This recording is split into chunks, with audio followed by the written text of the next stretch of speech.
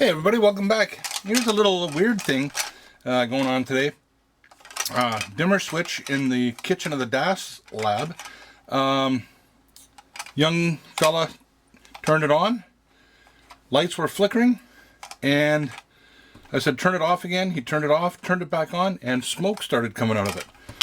So it's a sealed unit like this. There was no issues from the wiring. Okay, I'd cut the ground off and put a new one in. But smoke started coming out somewhere out of here. So it's failed. And the other thing is too, now it used to be a push on off. That doesn't work anymore. It turns, but it doesn't click on and off like it used to. So I'm going to drill out these rivets and we're going to open it up and just try to figure out why this thing failed.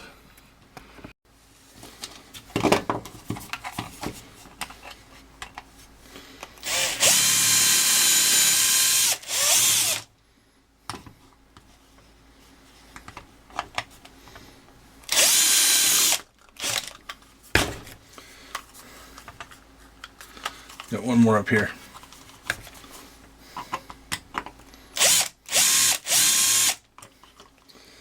Okay, I'm just going to clean up these filings here. Okay.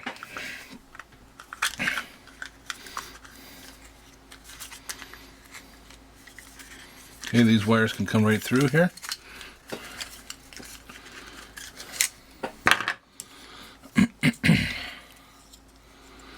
Pretty simple.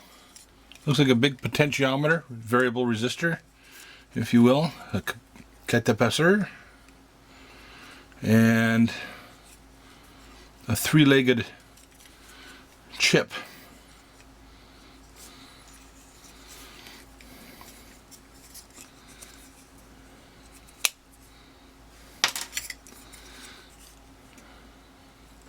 Doesn't look like the chip smoked.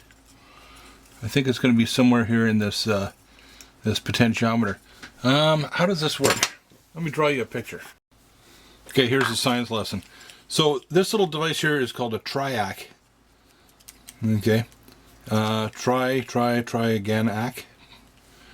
And what you're doing for a dimmer switch, if you have your full household voltage here in North America, 60 hertz, 170 volts peak, 340 volts peak to peak. I know we're used to hearing 120. That's kind of our root mean squared average value. We're not going to get into that. Anyhow, the total power delivered to your light bulb, let's say, is the area under the curve. Okay, and a light bulb, at least the old type with a tungsten filament in it, it doesn't care if it's going backwards or forwards. The triac can actually change. We have this much coming in, this voltage coming in to the circuit, okay, through your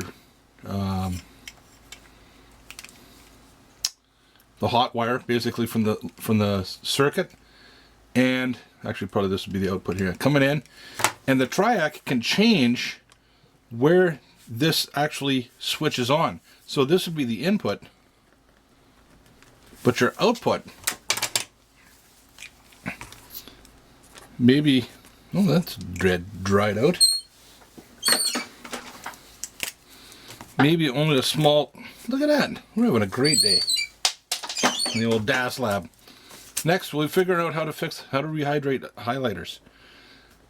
This might turn on right here and right here, this firing angle. And again, the total power delivered to the light bulb is the area under the curve.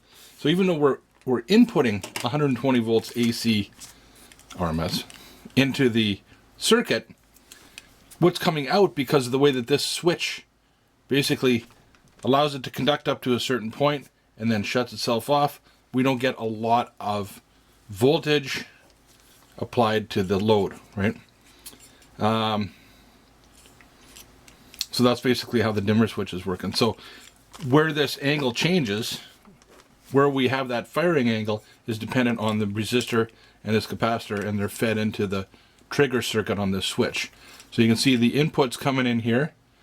All right, one's in the input, one's the output. I'm not going to go through all the schematic of this thing here. And allowing a certain amount to go out, and it's all varied on here. If this was just a standard potentiometer, okay, you'd have all your power going through this resistor and only a portion of it going out to the light bulb. You'd be wasting power on that resistor. So this resistor, there's no power dissipated across the resistor. That's only used to determine where the triac actually switches. Okay, enough for that. Let's go figure out why this thing failed. There's 50,000 YouTube videos from other people explaining what's going on with the triac too, so I'm not going to try to best those guys. And if you're lucky, maybe I'll stab myself today.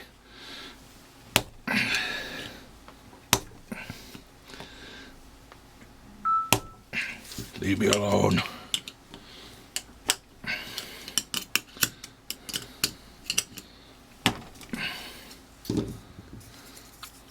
Never know. Don't throw it out. Oh, interesting to see. So there is some heat dissipated across that triac because there's heatsink compound on there.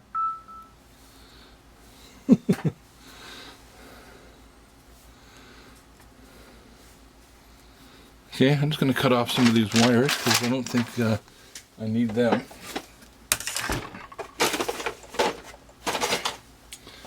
They're just kind of in the way.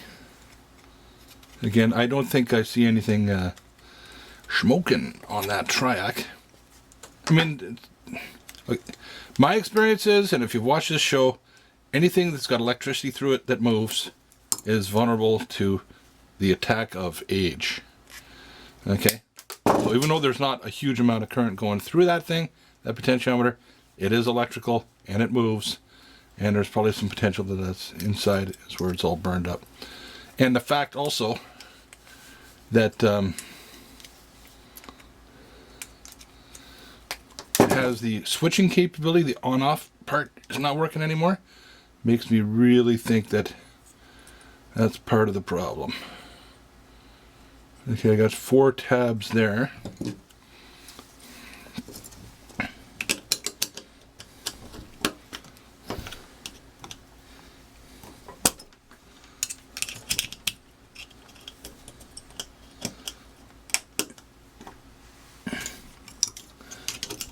I'm not trying to fix this thing.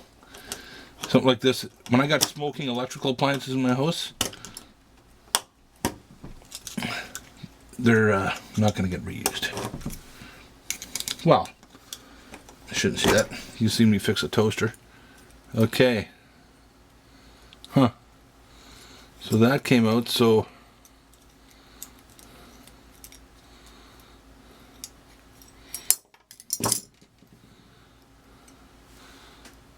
now that's part of the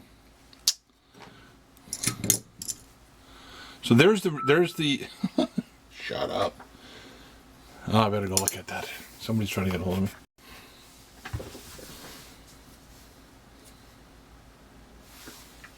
So this right here is the resistor part, the variable resistor part.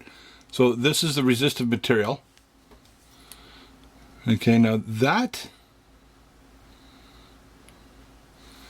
kind of looks a bit smoked there. So there's resistive material across here. No, it doesn't look smoked. And then the wiper is right here. So this comes in contact, and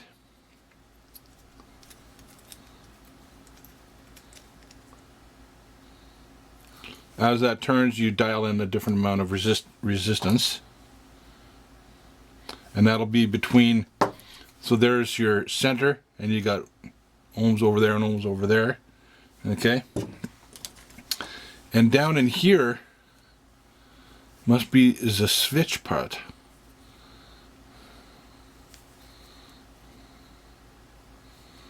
Okay, I've got some more little tabs down here. See if we can pull them apart.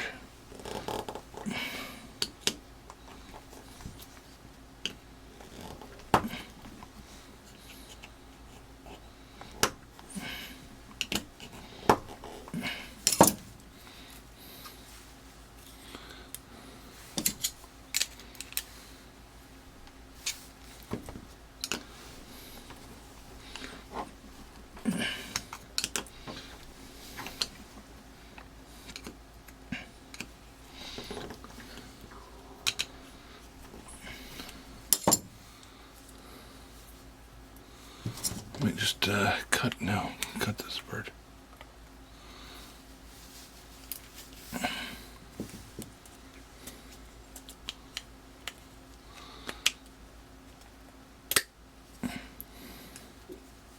Almost.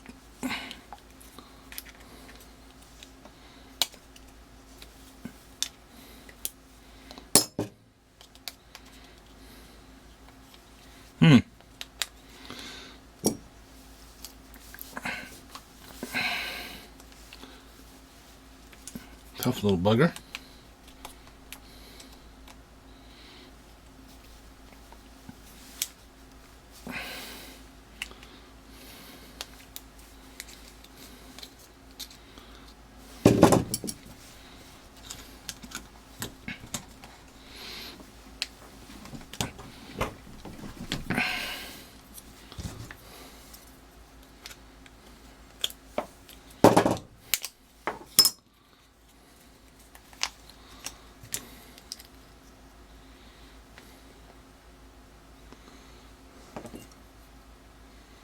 Okay.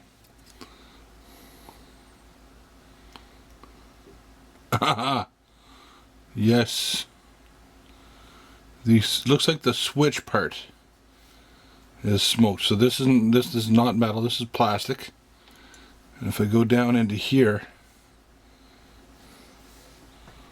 the switch part of it seems to be pretty crispy in there. Yeah.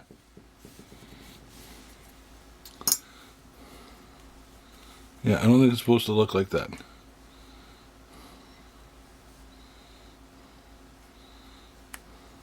Don't know why. Don't know why it's like that. Pretty thin piece of copper. Pretty thin piece of copper. But anyways, that's what looks like what happened. My battery's failing. That's all I got for you this time on DAS Lab. Dimmer switch.